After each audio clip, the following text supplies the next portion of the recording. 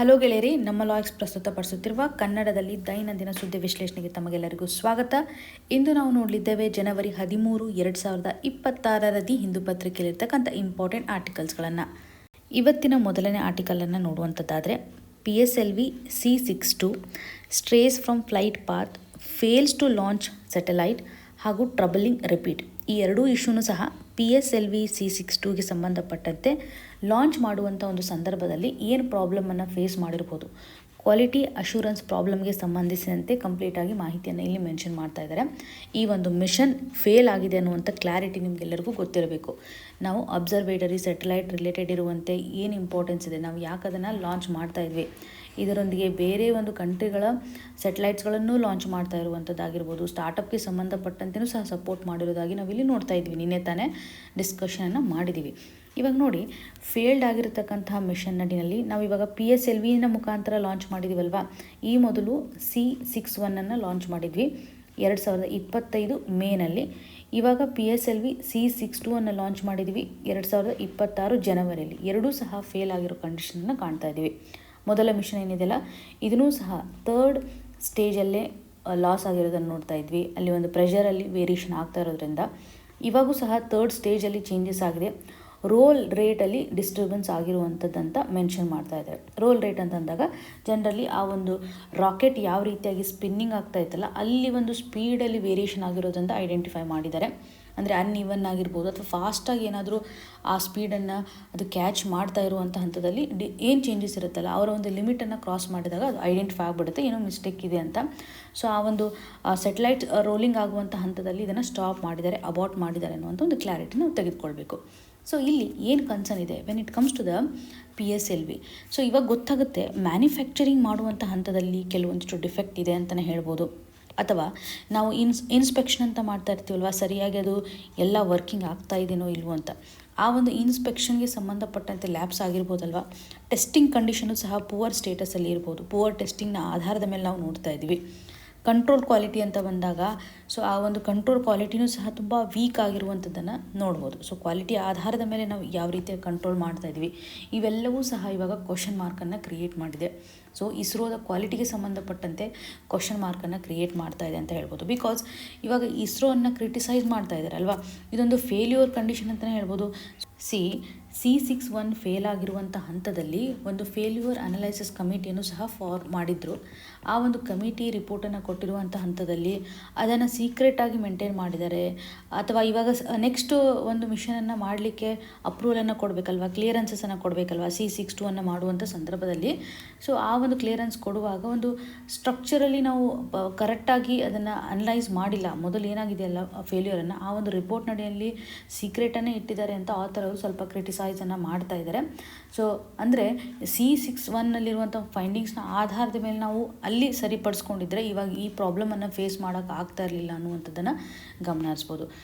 ಈ ಒಂದು ಹಂತದಲ್ಲಿ ಸೈಂಟಿಫಿಕ್ ಓಪನ್ನೆಸ್ ತುಂಬ ಇಂಪಾರ್ಟೆಂಟ್. ಮಿಸ್ಟೇಕ್ಸ್ ಆಗಿದೆ ಅಂತಂದರೆ ಎಸ್, ಮಿಸ್ಟೇಕ್ ಆಗಿದೆ, ಅದನ್ನು ಯಾವ ರೀತಿಯಾಗಿ ಸರಿದೂಗಿಸ್ಕೊಳ್ಬೇಕು ಅಂತ. ಸೊ ಇಲ್ಲಿ ಟ್ರಾನ್ಸ್ಪರೆನ್ಸಿ ಆ್ಯಂಡ್ ಅಕೌಂಟಬಿಲಿಟಿ ತುಂಬ ಇಂಪಾರ್ಟೆಂಟ್. ಅಕೌಂಟಬಿಲಿಟಿಯನ್ನು ಇಲ್ಲಿ ಹೈಡ್ ಮಾಡಲಿಕ್ಕೆ ಆಗೋದಿಲ್ಲ. ಈ ಮೊದಲು ನಾವು ಸರಿಯಾಗಿ ಎಕ್ಸಾಮಿನೇಷನ್ ಮಾಡಿ ರೆಕ್ಟಿಫಿಕೇಷನನ್ನು ಮಾಡಿದರೆ ನಾವು ಮತ್ತೆ ಈ ರೀತಿಯಾದ ಪ್ರಾಬ್ಲಮನ್ನು ಫೇಸ್ ಮಾಡೋಕ್ಕಾಗ್ತಿಲ್ಲ. C-61 ಆಗಿರುವಂಥ ಒಂದು ಲರ್ನಿಂಗ್ಸನ್ನು ನಾವು ಸರಿಯಾಗಿ ಕಲ್ತಿಲ್ಲ ಅಂತ ಆಥರ್ ಅವರು ಇಲ್ಲಿ ಎಂಫೋಸಿಸ್ ಮಾಡ್ತಾ ಇದ್ದಾರೆ. ಬಿಕಾಸ್ ಇಲ್ಲಿ ನೋಡಿ, PSLV ಇವಾಗ ಗ್ಲೋಬಲ್ ಲೆವೆಲಲ್ಲಿ ಒಂದು ಸ್ಟ್ರಾಟಜಿಕ್ ಇಂಪಾರ್ಟೆನ್ಸನ್ನು ತೋರಿಸ್ತಾ ಇದೆ. ಈವನ್ ಇಸ್ರೋದ ಒಂದು ಕಮರ್ಷಿಯಲ್ ವಿಂಗ್ ಆಗಿರುವಂತಹ ನ್ಯೂ ಸ್ಪೇಸ್ ಇಂಡಿಯಾ ಲಿಮಿಟೆಡ್ ಇದನ್ನು ಸಹ ಒಂದು ಮಾರ್ಕೆಟಿಂಗನ್ನು ಮಾಡ್ತಾ ಇದೆ ಗ್ಲೋಬಲ್ ಲೆವೆಲಲ್ಲಿ when it comes to the PSLV. ಇವಾಗ ಕಂಪ್ಲೀಟಾಗಿ ಕಾನ್ಸಿಕ್ಯೂಟಿವ್ಲಿ 2 ಸರ್ತಿ ನಾವು ಫೇಲ್ಯೂರನ್ನು ಕಾಣ್ತಾ ಇದ್ದೀವಿ ಅಂತಂದರೆ ಡೆಫಿನೆಟ್ಲಿ ನಮ್ಮ ಒಂದು ಇಮೇಜ್ ಯಾವ ರೀತಿಯಾಗಿರುತ್ತೆ. ಫಾರಿನ್ ಕಸ್ಟಮರ್ಸ್ಗಳು ಬೇರೆ ಒಂದು ಏಜೆನ್ಸೀಸ್ಗೆ ಶಿಫ್ಟ್ ಆಗ್ಬೋದಲ್ವಾ, ಸ್ಪೇಸ್ ಎಕ್ಸ್ಗೆ ಹೋಗ್ಬೋದು, ಚೈನಾದ ಒಂದು ಏಜೆನ್ಸೀಸ್ಗೆ ಹೋಗ್ಬೋದು. ಸೊ ಇದರ ಆಧಾರದ ಮೇಲೆ ಗೊತ್ತಾಗುತ್ತೆ ಭಾರತ ಇವಾಗ ಒಂದು ಸ್ಟ್ರಾಟಜಿಕಲಿ ಫೇಲ್ ಆಗ್ತಾ ಇರುವಂಥ ಆಸ್ಪೆಕ್ಟನ್ನು. ಇಸ್ರೋ ಈ ಒಂದು ಇಶ್ಯೂಗೆ ಸಂಬಂಧಪಟ್ಟಂತೆ ರಶ್ ಆಗಬಾರ್ದಿತ್ತು. ಬಿಕಾಸ್ ಆಫ್ ಸ್ಟ್ರಾಟಜಿಕ್ ರೀಸನು ಸಹ ಇಂಪಾರ್ಟೆಂಟ್ ಆಗುತ್ತೆ.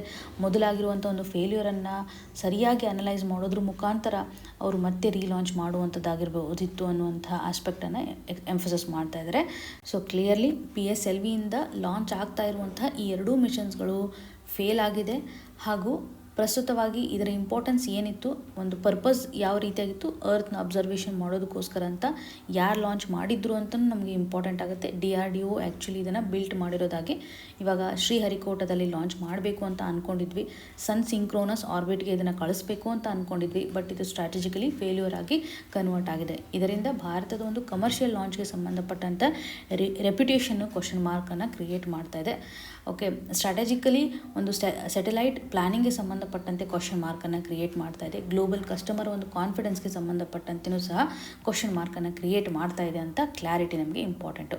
ಇನ್ನು ಮುಂದಿನದಾಗಿ retail inflation at 3 month high of 1.33% in December. ಈ ಒಂದು ಇಶ್ಯೂ ನಮಗೆ GS ಪೇಪರ್ 3 ಇನ್ಫ್ಲೇಷನ್ಗೆ ಸಂಬಂಧಪಟ್ಟಂತೆ ಕನೆಕ್ಟ್ ಆಗುತ್ತೆ. ರಿಟೇಲ್ ಇನ್ಫ್ಲೇಷನಲ್ಲಿರುವಂಥ ಒಂದು ರೇಟನ್ನು ಕಾಣ್ತಾ ಇದ್ವಿ. ಕಳೆದ 3 ಮಂತನ್ನು ನಾವು ಕಂಪೇರ್ ಮಾಡಿದರೆ 1.33% ಇರೋದನ್ನು ನೋಡ್ತಾ ಇದ್ವಿ. ಆದರೆ ಇದು ಸರಿನಾ, ನಮ್ಮ ಒಂದು ಎಕಾನಮಿಗೆ ಇನ್ಫ್ಲೇಷನ್ ರೇಟ್ ಇಷ್ಟು ಮಟ್ಟಿಗೆ ಇರೋದು ಸರಿನಾ ಅನ್ನೋದು ನಮ್ಮ ನೆಕ್ಸ್ಟ್ ಪ್ರಶ್ನೆ. ಸೊ RBI ಏನು ಮಾಡುತ್ತೆ, ಇನ್ಫ್ಲೇಷನಲ್ಲಿ ಬದಲಾವಣೆ ಆದರೆ ತಾನೂ ಸಹ ಒಂದು ಇಂಟ್ರೆಸ್ಟ್ ರೇಟಲ್ಲಿ ಚೇಂಜಸನ್ನು ಮಾಡುತ್ತೆ. ಬಿಕಾಸ್ ಇನ್ಫ್ಲೇಷನನ್ನು ನಾವು ಆಪ್ಟಿಮಲ್ ಆಗಿಡೋದು ತುಂಬ ಇಂಪಾರ್ಟೆಂಟ್. RBIದ ಒಂದು ಟಾರ್ಗೆಟನ್ನು ನಾವು ನೋಡುವಂಥದ್ದಾದರೆ 4% ಇನ್ಫ್ಲೇಷನ್ ಇರಬೇಕು ಅಂತ ಒಂದು ಟಾರ್ಗೆಟನ್ನು ಹಾಕ್ಕೊಂಡಿರುತ್ತಲ್ವ. ಸೊ ಇಲ್ಲಿರುವಂಥ ಒಂದು ಟಾಲರೆನ್ಸ್ ರೇಟ್ ಎಷ್ಟಿದೆ ಅಂತಂದರೆ +or-2 ಅಂತ ಹೇಳ್ತೇವೆ. ಇದು 2% ಆದರೂ ಆಗ್ಬೋದು ಅಥವಾ 6% ಆದರೂ ಆಗ್ಬೋದು. ಈ ಒಂದು ರೇಂಜಲ್ಲಿ ನಮ್ಮ ಇನ್ಫ್ಲೇಷನ್ ಇರಬೇಕು. ಇವಾಗ ನೋಡಿ, ರಿಟೇಲ್ ಇನ್ಫ್ಲೇಷನ್ ಅಂತ ಬಂದಾಗ ಅಥವಾ ಕನ್ಸ್ಯೂಮರ್ ಪ್ರೈಸ್ ಇಂಡೆಕ್ಸ್ ಅಂತಲೇ ನಾವು ಹೇಳ್ತೇವೆ. ಅದನ್ನು ಕ್ಯಾಲ್ಕುಲೇಟ್ ಮಾಡುವಾಗ ರಿಟೇಲ್ ಅನ್ನುವಂಥ ಒಂದು ವರ್ಡನ್ನು ಯೂಸ್ ಮಾಡ್ತೇವೆ.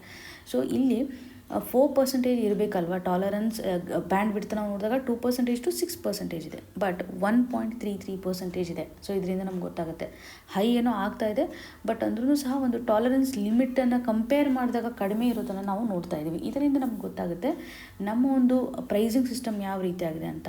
ವೀಕ್ ಪ್ರೈಸಿಂಗ್ ಕಂಡೀಷನನ್ನು ನೋಡ್ತಾ ಇದ್ವಿ.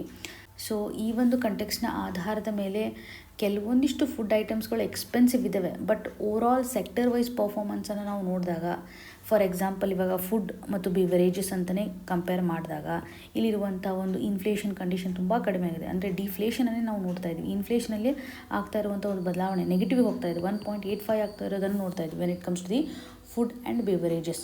ಹಾಗೂ ಕ್ಲಾತಿಂಗ್ ಅಂತ ಬಂದಾಗ 1.44%. ಸೊ ಈ ರೀತಿಯಾಗಿ ಡೇಟಾಗಳನ್ನು ಇಲ್ಲಿ ಮೆನ್ಷನ್ ಮಾಡಿದರೆ ಸೆಕ್ಟರ್ ವೈಸ್ ಯಾವ ರೀತಿಯಾದಂಥ ಚೇಂಜಸನ್ನು ನಾವು ನೋಡ್ಬೋದು ಅಂತ. ಹೌಸಿಂಗ್ಗೆ ಸಂಬಂಧಪಟ್ಟಂತೆ ನಿಯರ್ಲಿ 2.86%. ಸೊ ಹೀಗೆ ಸೆಕ್ಟರ್ ವೈಸ್ ಕನೆಕ್ಟ್ ಮಾಡೋದ್ರ ಮುಖಾಂತರ ಓವರಾಲ್ ಇನ್ಫ್ಲೇಷನ್ ಯಾವ ರೀತಿಯಾಗಿದೆ, CPI ಯಾವ ರೀತಿಯಾಗಿದೆ ಅಂತ ನಾವು ಕ್ಯಾಲ್ಕುಲೇಟ್ ಮಾಡ್ತಾ ಇದ್ವಿ. ಕನ್ಸ್ಯೂಮರ್ ಪ್ರೈಸ್ ಇಂಡೆಕ್ಸ್ ಯಾವ ರೀತಿಯಾಗಿದೆ ಅನ್ನೋದನ್ನು ಗಮನ ಹರಿಸ್ಬೋದು. ಸೊ ಇಲ್ಲಿ ನಾವು ಅರ್ಥ ಮಾಡ್ಕೋಬೇಕಾಗಿರುವಂಥ ಇಂಪಾರ್ಟೆಂಟ್ ಆಸ್ಪೆಕ್ಟ್ ಅಂತಂದರೆ, ಇವಾಗ ಇನ್ಫ್ಲೇಷನ್ ಕಡಿಮೆ ಇದೆ, RBI ಯಾವ ರೀತಿಯಾದಂಥ ಸ್ಟೆಪ್ಪನ್ನು ತೆಗೆದುಕೊಳ್ಳುತ್ತೆ ಅಲ್ವಾ. RBI ಇವಾಗ ಅಕೊಮೊಡೇಟಿವ್ ಮಾನಿಟರಿ ಪಾಲಿಸಿಯನ್ನು ತರಬೇಕು. ಅಕೊಮೊಡೇಟಿವ್ ಮಾನಿಟರ್ ಪಾಲಿಸಿಯನ್ನು ಯಾಕೆ ತರುತ್ತೆ ಅಂದರೆ, ಇವಾಗ ಗ್ರೋತ್ ಆ್ಯಕ್ಟಿವಿಟೀಸ್ಗಳು ಅಥವಾ ಎಕನಾಮಿಕ್ ಆ್ಯಕ್ಟಿವಿಟೀಸ್ಗಳು ಬೂಸ್ಟ್ ಆಗಬೇಕು ಅಂತಂದರೆ ಸರಿಯಾದಂಥ ಒಂದು ಮನಿ ಇರಬೇಕು. ಹಾಗಾಗಿ ಮನಿ ಸಪ್ಲೈಯಲ್ಲಿ ಬದಲಾವಣೆಯನ್ನು ಮಾಡಬೇಕು ಅನ್ನುವಂತಹ ನಿಟ್ಟಿನಲ್ಲಿ RBI ಇಂಟ್ರೆಸ್ಟ್ ರೇಟ್ಗಳನ್ನು ಕಟ್ ಡೌನ್ ಮಾಡುತ್ತೆ.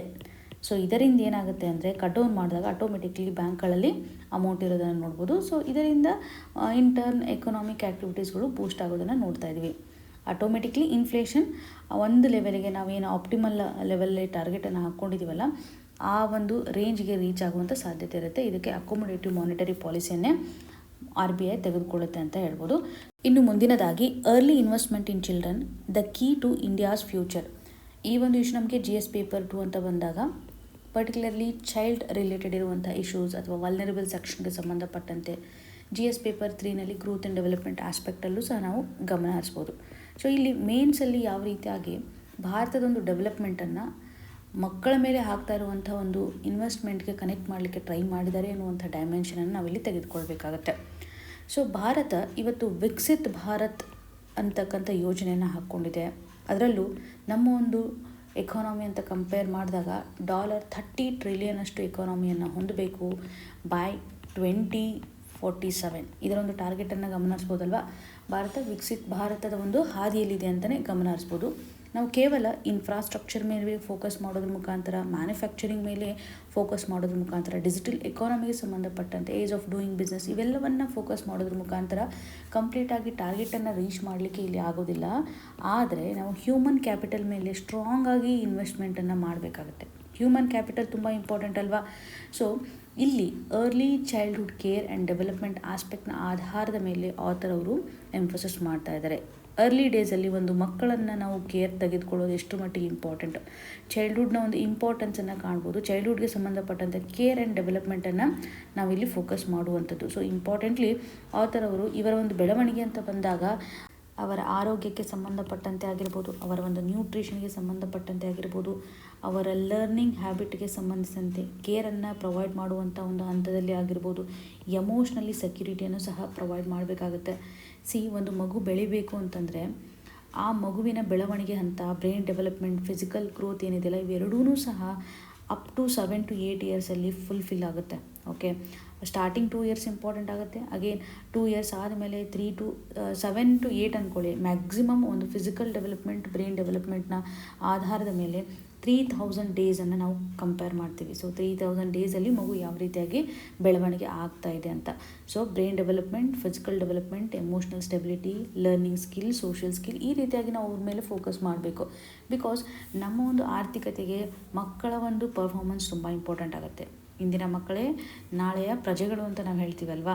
ಸೊ ಅವ್ರಿಗೆ ಸಂಬಂಧಿಸಿದಂಥ ಒಂದು ಲರ್ನಿಂಗ್ ಸ್ಕಿಲ್ಲನ್ನು ಪ್ರೊವೈಡ್ ಮಾಡಬೇಕು. ಇದರಿಂದ ಅವರು ಮುಂದಿನ ದಿನಗಳಲ್ಲಿ ಹೈ ಇನ್ಕಮನ್ನು ಅರ್ನ್ ಮಾಡಲಿಕ್ಕೆ ಸಾಧ್ಯತೆ ಇದೆ. ಸದೃಢವಾಗಿದ್ದರೆ, ಸರಿಯಾದಂತಹ ಒಂದು ಹೆಲ್ತ್ ಇದ್ದರೆ ಆದಾಯವನ್ನು ಸಹ ಸರಿಯಾಗಿ ಮಾಡ್ತಾರೆ, ಪ್ರೊಡಕ್ಟಿವಿಟಿನೂ ಸಹ ಎನ್ಶೋರ್ ಮಾಡಲಿಕ್ಕೆ ಸಾಧ್ಯತೆ ಇದೆ.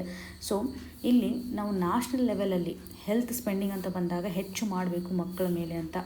ಎಜುಕೇಷನ್ ಅಂತ ಬಂದಾಗ ನಾವು ಹೆಚ್ಚು ಎಕ್ಸ್ಪೆಂಡಿಚರನ್ನು ಮಾಡಬೇಕು.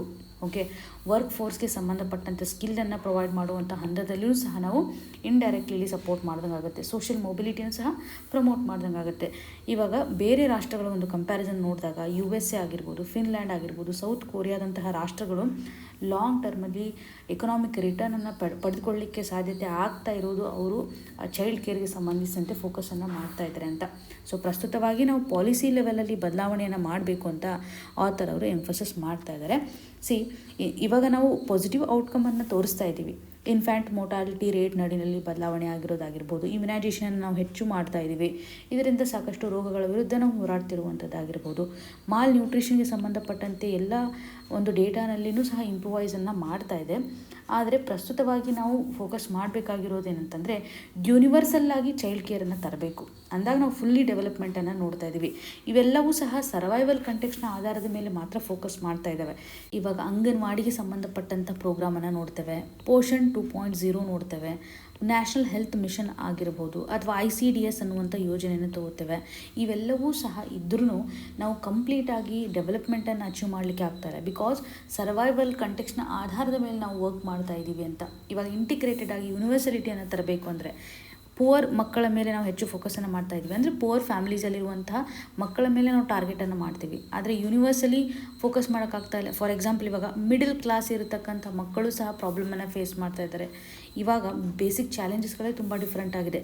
ಒಬೇಸಿಟಿಗೆ ಸಂಬಂಧಪಟ್ಟಂಥ ಇಶ್ಯೂನ ನೋಡ್ತೇವೆ, ಸ್ಕ್ರೀನ್ ಅಡಿಕ್ಷನ್ ಅಂತ ನೋಡ್ತೇವೆ. ಸಾಕಷ್ಟು ಮಕ್ಕಳು ಇವಾಗ ಮೊಬೈಲನ್ನು ಯೂಸ್ ಮಾಡೋದ್ರ ಮುಖಾಂತರ ಅವರ ಒಂದು ಎಮೋಷ್ನಲ್ ಸ್ಟೆಬಿಲಿಟಿಯೂ ಸಹ ಕ್ವಶನ್ ಮಾರ್ಕನ್ನು ಕ್ರಿಯೇಟ್ ಮಾಡ್ತಾ ಇದೆ. ಓಕೆ, ಸೋಷಿಯಲ್ ಸ್ಕಿಲ್ಲು ಸಹ ತುಂಬ ಕಡಿಮೆ ಆಗಿದೆ. ಈ ರೀತಿಯಂಥ ಆಸ್ಪೆಕ್ಟನ್ನು ನಾವು ನಿಗಾ ವಹಿಸಬೇಕು ಅಂತ. ಸೊ ಆಥರ್ ಅವರು ಇಲ್ಲಿ ಸೈಂಟಿಫಿಕ್ ರೀಸನ್ಸ್ಗಳನ್ನು ಫೋಕಸ್ ಮಾಡ್ತಾ ಇದ್ದಾರೆ. ಅರ್ಲಿ ಇನ್ವೆಸ್ಟ್ಮೆಂಟ್ ಮಾಡೋದು ಎಷ್ಟು ಮಟ್ಟಿಗೆ ಇಂಪಾರ್ಟೆಂಟು, ಹಾಗೂ ಮಕ್ಕಳ ಬೆಳವಣಿಗೆ ಹಂತದಲ್ಲಿ ತಂದೆ ತಾಯಿಗಳ ಪಾತ್ರ ತುಂಬ ಇಂಪಾರ್ಟೆಂಟ್ ಇರೋದ್ರಿಂದ ಪೇರೆಂಟ್ಸ್ಗಳನ್ನು ಸಹ ಎಜುಕೇಟ್ ಮಾಡಬೇಕು, ಅವ್ರಿಗೆ ಬೇಕಾಗಿರುವಂಥ ಒಂದು ತರಬೇತಿಯನ್ನು ಪ್ರೊವೈಡ್ ಮಾಡಬೇಕು ಅಂತ ಆಥರ್ ಅವರು ಹೇಳ್ತಾ ಇದ್ದಾರೆ.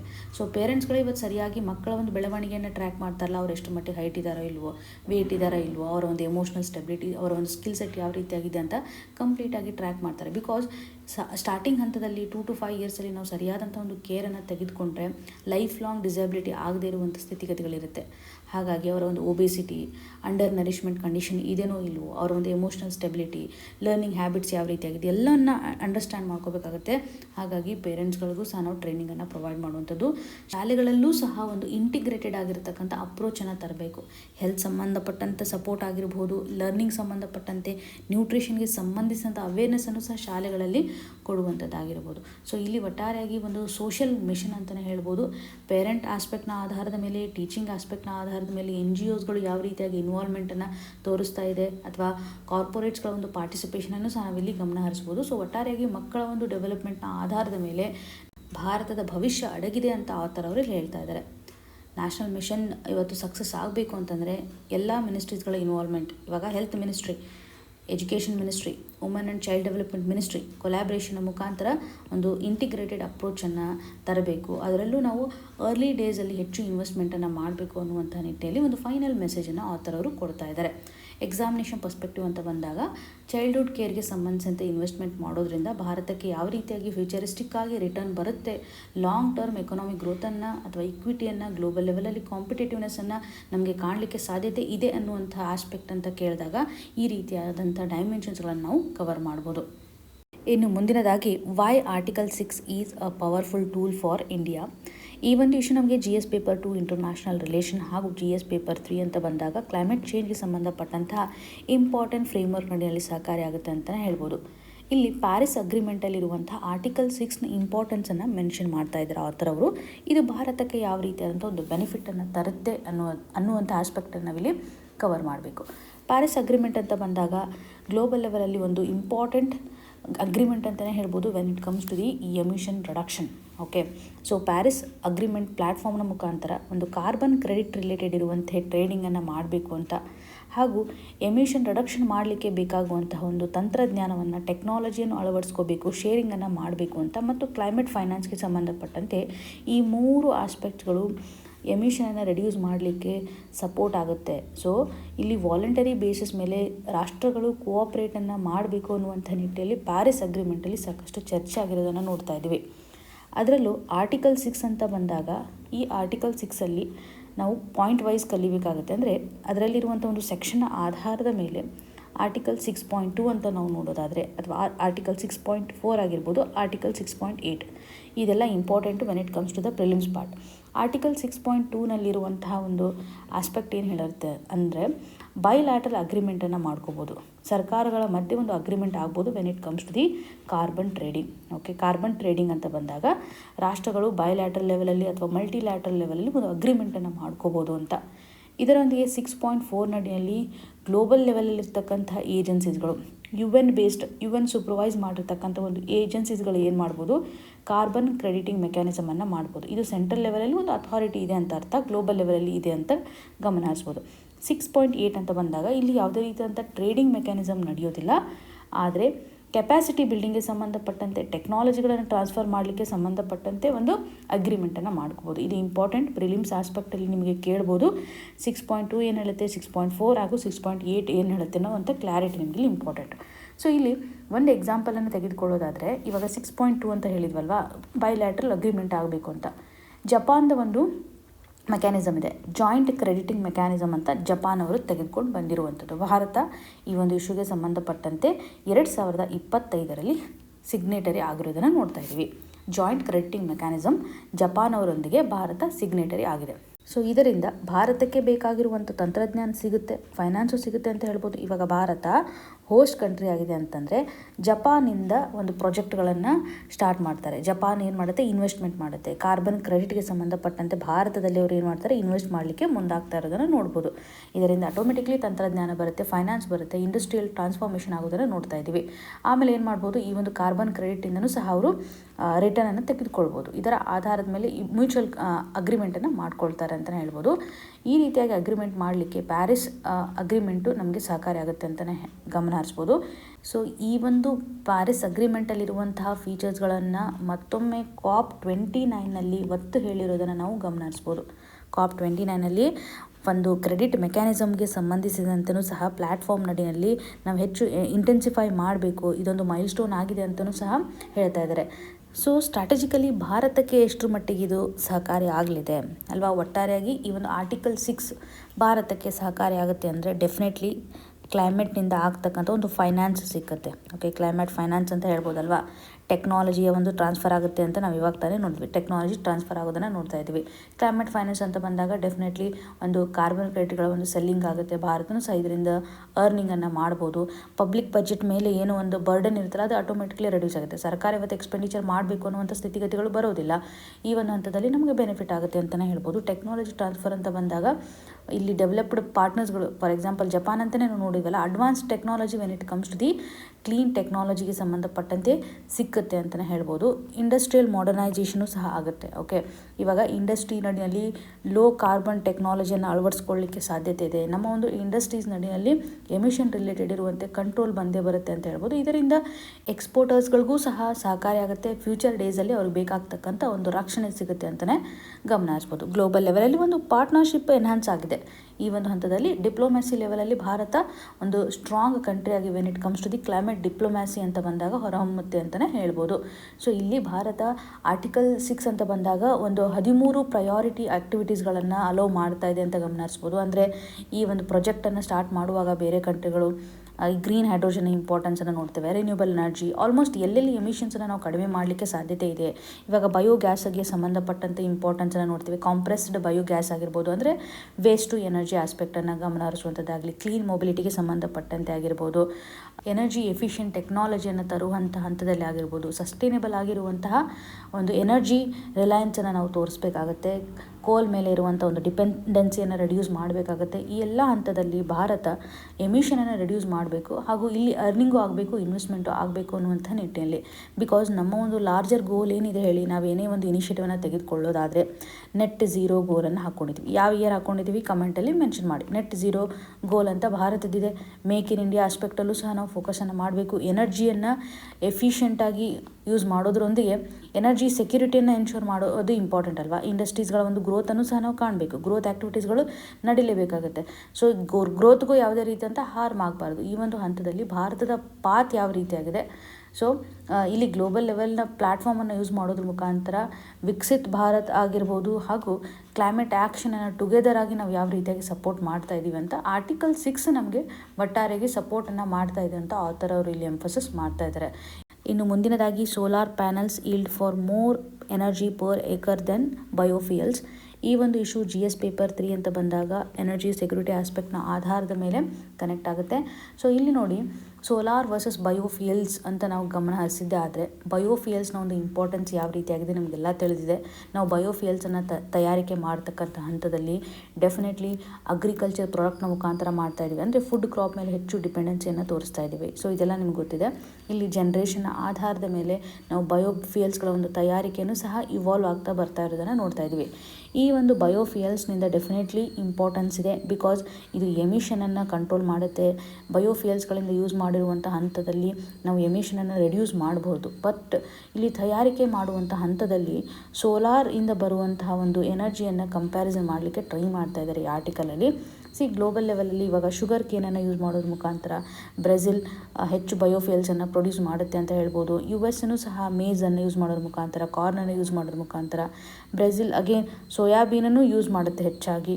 ಪಾಮ್ ಆಯಿಲ್ಗಳನ್ನು ಯೂಸ್ ಮಾಡೋದ್ರ ಮುಖಾಂತರ ಬಯೋಫಿಯಲ್ಸ್ನ ಒಂದು ಉತ್ಪಾದನೆ ಆಗ್ತಾ ಇರೋದನ್ನು ನೋಡ್ತಾ ಇದ್ವಿ. ಇಷ್ಟೆಲ್ಲ ಉತ್ಪಾದನೆ ಆದ್ರೂ ಸಹ ಜಾಗತಿಕವಾಗಿ ಬಯೋಫಿಯಲ್ಸ್ಗಳ ಒಂದು contribution when it comes to the transport energy ಕೇವಲ 4% ಇರೋದನ್ನು ನೋಡ್ತೇವೆ. ಸೊ ಈ ಅಗ್ರಿಕಲ್ಚರ್ ಪ್ರಾಡಕ್ಟನ್ನು ನಾವು ಉತ್ಪಾದನೆ ಮಾಡಬೇಕು, ಬಯೋಫಿಯಲ್ಸನ್ನು ತಯಾರಿಕೆ ಮಾಡುವಂಥ ಹಂತದಲ್ಲಿ ಲ್ಯಾಂಡನ್ನು ಜಾಸ್ತಿ ಕನ್ಸ್ಯೂಮ್ ಮಾಡುತ್ತೆ. ಹ್ಯೂಜ್ ಅಮೌಂಟ್ ಆಫ್ ಲ್ಯಾಂಡನ್ನು ಯೂಸ್ ಮಾಡುತ್ತೆ. ಆದರೂ ಸಹ ಕೇವಲ 4% ಕಾಂಟ್ರಿಬ್ಯೂಷನನ್ನು ಮಾಡ್ತಾ ಇದೆ when it comes to the biofuels supply. So ಇವಾಗ ನೋಡಿ, ಒಂದು ಲ್ಯಾಂಡ್ ಯೂಸ್ ಮಾಡುವಂಥ ಹಂತದಲ್ಲಿ ಅಥವಾ ಗ್ಲೋಬಲ್ ಲೆವೆಲಲ್ಲಿ ಲ್ಯಾಂಡ್ ಯೂಸ್ ಮಾಡಿದಾಗ ನಿಯರ್ಲಿ 32 ಮಿಲಿಯನ್ ಹೆಕ್ಟೇರ್ಸ್ ಅಷ್ಟು ಯೂಸ್ ಮಾಡ್ತಾ ಇದ್ದಾರೆ. ಒಂದು ಎಸ್ಟಿಮೇಷನನ್ನು ಮಾಡಿದ್ದಾರೆ.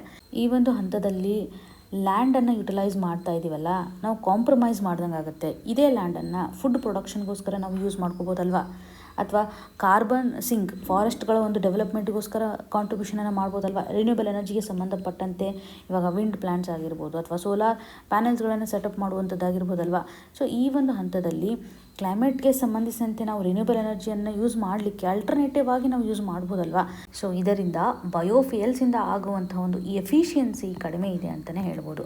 1 ಎಕರೆ ಲ್ಯಾಂಡಲ್ಲಿ ನಾವು ಕಂಪ್ಯಾರಿಸನ್ ಮಾಡಿದ್ದೇ ಆದರೆ ಬಯೋಫಿಯಲ್ಸ್ ಹಾಗೂ ಸೋಲಾರಿಂದ ಬರ್ತಕ್ಕಂಥ ಒಂದು ಎನರ್ಜಿ ಔಟ್ಪುಟ್ಟನ್ನು ನಾವು ನೋಡಿದ್ದೇ ಆದರೆ ಬಯೋಫಿಯಲ್ಸಿಂದ ಇರುವಂಥ ಹಂತದಲ್ಲಿ ನಾವು ಲೋ ಎನರ್ಜಿಯನ್ನು ಪಡಿಬೋದು. ಇಲ್ಲಿ ಹೈ ಲ್ಯಾಂಡ್ ಯೂಸನ್ನೇ ನಾವು ಮಾಡ್ತಾ ಇದ್ದೀವಿ. ಕ್ಲೈಮೇಟ್ ಬೆನಿಫಿಟು ಲಿಮಿಟೆಡ್ ಇದೆ ಅಂತಲೇ ಹೇಳ್ಬೋದು. When it comes to the solar panels ಅಂತ ಬಂದಾಗ ಹೈ ಎನರ್ಜಿ ಸಿಕ್ಕತ್ತೆ. ಒಂದು ಎಕರೆನಲ್ಲಿ ನಾವು ಜಾಸ್ತಿ ಈಲ್ಡನ್ನು ಪಡೆದುಕೊಳ್ಳಿಕ್ಕೆ ಸಾಧ್ಯತೆ ಇದೆ. ಲ್ಯಾಂಡ್ ಫುಟ್ ಪ್ರಿಂಟು ಸಹ ಕಡಿಮೆ, ಅಂದರೆ ಲ್ಯಾಂಡ್ ಯೂಸು ಕಡಿಮೆ ಆಗೋದನ್ನು ನಾವು ನೋಡ್ಬೋದು. ಹಾಗೂ ಟ್ರಾನ್ಸ್ಪೋರ್ಟಿಂದ ಏನು ಡಿಕಾರ್ಬನೈಸೇಷನ್ ಆಗ್ತಾ ಇರ್ತಲ್ಲ ಅದನ್ನು ಸಹ ನಾವು ತಡೆಗಟ್ಟಲಿಕ್ಕೆ ಸಾಧ್ಯತೆ ಇದೆ. ಸೊ ಇದರಿಂದ ಸೋಲಾರಿಂದ ಆಗ್ತಕ್ಕಂಥ ಬೆನಿಫಿಟ್ಟು ತುಂಬ ಜಾಸ್ತಿ ಇದೆ ಅಂತ ಇಲ್ಲಿ ಒಂದು ಡೇಟಾವನ್ನು ಎಂಫೋಸಿಸ್ ಮಾಡ್ತಾ ಇದ್ದಾರೆ. ಬಿಕಾಸ್ ಎನಿಹೌ ನಾವು ಕ್ಲೈಮೇಟ್ ರಿಲೇಟೆಡ್ ಇರುವಂತೆ ಅಡ್ವಾಂಟೇಜನ್ನು ತೆಗೆದುಕೊಳ್ಬೇಕಲ್ವ. ಎಮಿಷನ್ಸನ್ನು ರೆಡ್ಯೂಸ್ ಮಾಡೋದೇ ಇಂಪಾರ್ಟೆಂಟು. ಇವಾಗ ಬಯೋಫೇಲ್ಸಿಂದ ಪ್ರಾಬ್ಲಮ್ ಆಗ್ತಿದೆ ಅಂತ ಹೇಳೋಕ್ಕಿಂತ ಎಫಿಷಿಯನ್ಸಿ ಕಡಿಮೆ ಇದೆ ಅಂತ ಹೇಳ್ತಾ ಇದ್ದಾರೆ. ಸೊ ಬಯೋಫೇಲ್ಸನ್ನು ನಾವು ಹೆಚ್ಚು ಬಳಕೆ ಮಾಡೋದ್ರ ಬದಲಾಗಿ ಅದಕ್ಕೆ ಸಂಬಂಧಪಟ್ಟಂಥ ಇನ್ವೆಸ್ಟ್ಮೆಂಟನ್ನು ಮಾಡೋದ್ರ ಬದಲಾಗಿ ಸೋಲಾರ್ ಪ್ಯಾನಲ್ ಮೇಲೆ ಹೆಚ್ಚು ಇನ್ವೆಸ್ಟ್ಮೆಂಟನ್ನು ಮಾಡಬೇಕು. ಇದರಿಂದ ನಾವು ಹೆಚ್ಚು ಕ್ಲೀನ್ ಆಗಿರುವಂಥ ಎನರ್ಜಿಯನ್ನು ಪಡೆದುಕೊಳ್ಳಲಿಕ್ಕೆ ಸಾಧ್ಯತೆ ಇದೆ. ಈವನ್ ಲ್ಯಾಂಡು ಸಹ ಅವೈಲೇಬಲ್ ಇರುತ್ತೆ.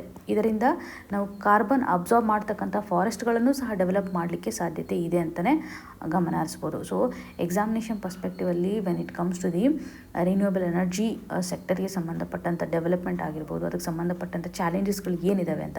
ಬಿಕಾಸ್ ನೋಡಿ, ಇಲ್ಲಿ ನಾವು ಫುಡ್ ಕ್ರಾಪ್ಸ್ಗಳನ್ನು ಯೂಸ್ ಮಾಡೋದ್ರ ಮುಖಾಂತರ ನಮ್ಮ ಒಂದು ಫುಡ್ ಸೆಕ್ಯೂರಿಟಿಗೂ ಸಹ ಕ್ವಶನನ್ನು ಕ್ರಿಯೇಟ್ ಮಾಡುತ್ತೆ. ಲ್ಯಾಂಡ್ ಯುಟಿಲೈಸೇಷನ್ ಆಧಾರದ ಮೇಲೂ ಸಹ ಕ್ವಶನನ್ನು ಇದು ಕ್ರಿಯೇಟ್ ಮಾಡ್ತಾ ಇದೆ ಅಲ್ವಾ. ಸೊ ಇದರ ಆಧಾರದ ಮೇಲೆ ನಾವು ನೋಡೋದಾದರೆ solar is the best option ಅನ್ನುವಂಥದ್ದಾಗಿ ಗಮನ ಹರಿಸ್ಬೋದು. ಇವತ್ತಿನ question of the day section ಅಡಿಯಲ್ಲಿ which of the following is allowed under article 6.2 of Paris agreement. ಇಲ್ಲಿ 4 ಆಪ್ಷನ್ಸನ್ನು ಕೊಟ್ಟಿದ್ದಾರೆ. ಆರ್ಟಿಕಲ್ 6.2 ನಡೆಯಲಿರುವಂಥ ಫೀಚರ್ ಯಾವ ರೀತಿಯಾಗಿದೆ ಅಂತ ಸೆಲೆಕ್ಟ್ ಮಾಡೋದ್ರ ಮುಖಾಂತರ ಕಮೆಂಟ್ ಸೆಕ್ಷನಲ್ಲಿ ಮೆನ್ಷನ್ ಮಾಡಿ. ನಿಮ್ಗೆ ಏನೇ ಕನ್ಸರ್ನ್ ಇದ್ದರೂ ಸಹ ಕಮೆಂಟ್ನ ಮುಖಾಂತರ ತಿಳಿಸಿಕೊಡಿ ಅಂತ ಹೇಳ್ತಾ ಆಲ್ ದ ವೆರಿ ಬೆಸ್ಟ್. ಧನ್ಯವಾದಗಳು.